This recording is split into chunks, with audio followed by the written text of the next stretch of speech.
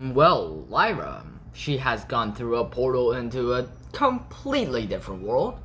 Will, a boy from our world with no demon, who accidentally murdered someone and is being looked for by some really bad people. And one knife, one alethiometer, dark matter, and dust.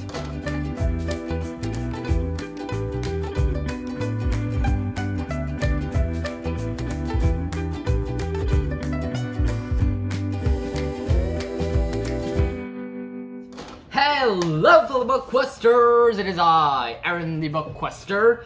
Today I am here with this awesome, epic fantasy book. The second book in the Dark Materials. His Dark Materials trilogy, known as The Subtle Knife by Philip Pullman himself, and well, let's get right on to it. So, Lyra, as we remember in the last book, our dear Lord Asriel has sacrificed Lyra's dear old friend Robert in order to open a gateway into another world. And he seems to have a plan to destroy the god of the church, which is, the god with the capital G, the one they call within these books the Authority, which is just great. Honestly, Asriel at first was gonna rebel against the church, but found that the church was too weak for him, unworthy for him to attack. So she just decided to destroy the highest power of them all, the Authority himself, which is absolutely epic. And meanwhile, our dear Lyra has gone into this different world in search of the dust that she thinks that is good and that must be saved. Now, the thing is about dust, the alethiometer is powered by dust, but the alethiometer wants her to find a scholar known as Mary Malone. Well, or they will find this Mary Malone in the Oxford of our dear Will. Well, Will, on the other hand, has come from our world, as I have already mentioned, and he has no demon, and he's a murderer, but it was in self-defense, so it doesn't count, and he was on the run from really bad people who wants to know something about his mysterious father who disappeared in a little expedition in the Arctic. So that's great. And the alethiometer finds her a scholar, which in our words is a scientist. And Lyra finds that dust actually is being, looked at, in his world also, in this world also. It's known as dark matter, but it is actually the same as Lyra's dust. And this scientist, known as Mary Malone, who is studying it, Lyra meets her and tells her about everything, about her being from a different world and all of that. And then she meets this mysterious man named Sir Charles, and he seems to be strangely familiar, and that usually is not a good sign. And then, when she takes a ride from Sir Charles, it is revealed that he's actually Lord Boreal, who is one of the characters in Lyra's world, and who is evil and is basically cahoots with Mrs. Coulter. So that is just great. Our dear Lord Boreal, has stolen Lyra's alethiometer, which is, god dang it, Lyra, look! Which is annoying, and he wants them to get a knife that looks a little bit like that, probably, like that, and he wants that, and it's not anything useful or dangerous, he says. He just wants to trade it for the alethiometer, which we definitely shouldn't trust. And it is in the hands of a young man. And it is up in the tower. And basically, the world that Lyra and Will manage to stumble into, it's basically empty, but not quite. Because there are people there, it's just that these things called specters, these are like monsters, and they suck out the soul out of you. And basically, specters are all around. They are absolutely everywhere I say, in the city. And they can't hurt children, number one, but they can hurt adults, which makes it so that children is going around rampaging the city, meanwhile adults are just running from the specters. Which is, yeah, that's how it is in that world. And there's this tower, and basically this young man has a knife. And when they found him, he was torturing a man, an older man. And they tied up the guy, the younger man, and took the knife from him. So basically, the old man was the wielder of the subtle knife.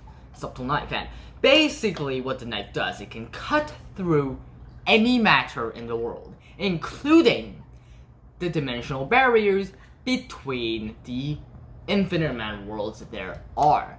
And with the knife, they might be able to find heaven, or that's what God calls it, the authority's home, and the knife is the only weapon in the world that can harm God.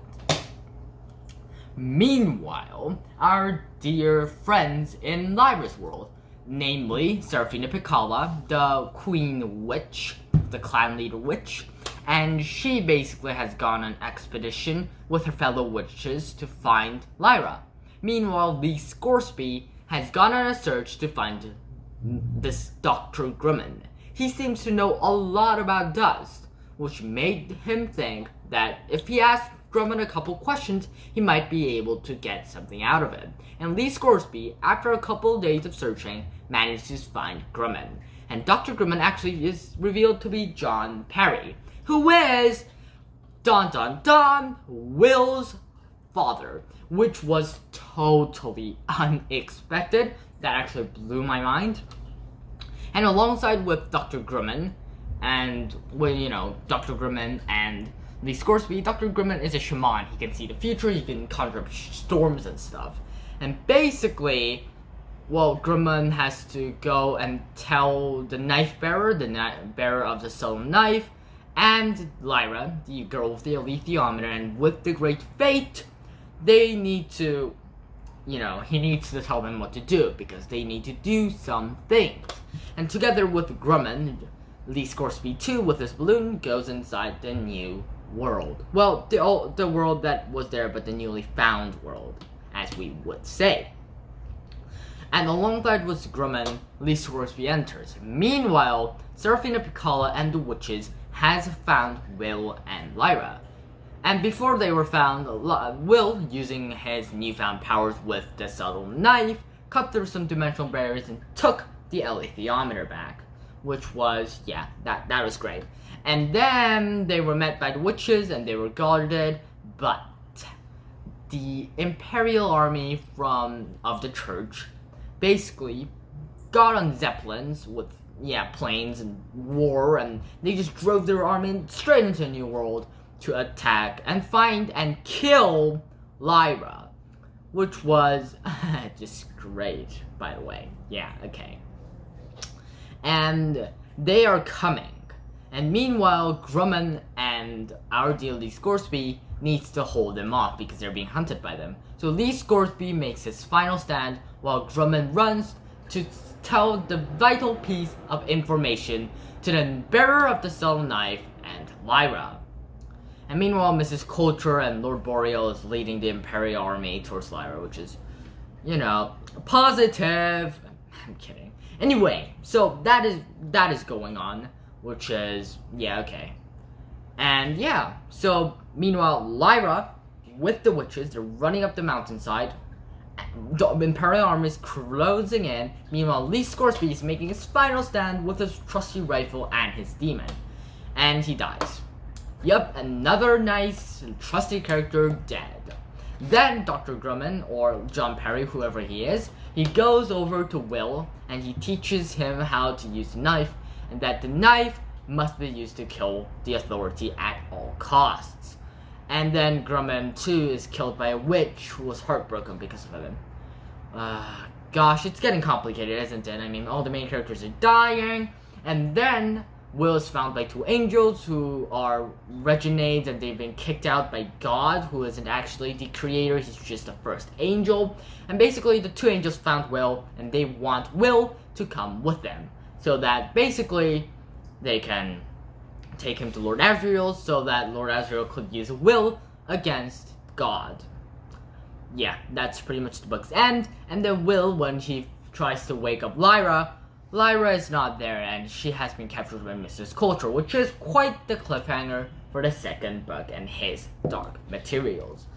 And well, some of the things that I really enjoy about these books is that they tried even harder than the Mortal Instruments. Because in my life, when an author, a really good author who's excellent with writing, decides that they're gonna use the Catholic lore and the Bible as their source material, kind of, that one of those books are the Mortal Instrument, and that still thinks of God as good and demons as bad. But in his Dark Materials, that it totally like breaks through all of that. Demons aren't demons. There's no such thing as demons. There are matter, there's good, and there's evil, but there are no such thing as that. And there are angels, but Lucifer, for example, the angel who got kicked out, is actually just an angel. It's just that God didn't like him because Lucifer knew that God wasn't actually God, he was just an angel. So it's just like totally so complicated. And most authors would be afraid to even think about that because of the church. And Philip Pullman fought against that, and I find that immensely impressive. And just like Derek Landy, Philip Pullman easily kills off his main characters.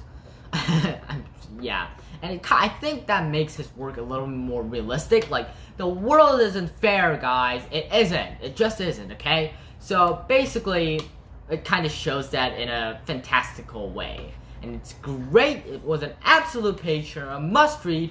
And, like always, your BookQuester, Aaron the BookQuester.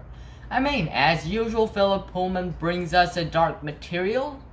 And yeah, oh boy, the subtle knife. What could be next? Yeah, I mean, Golden Compass, Subtle Knife, hello? They're both, powered by dust. Maybe that's why it's called Dark Materials. Yeah, guessing, yeah. Yeah, okay, bye.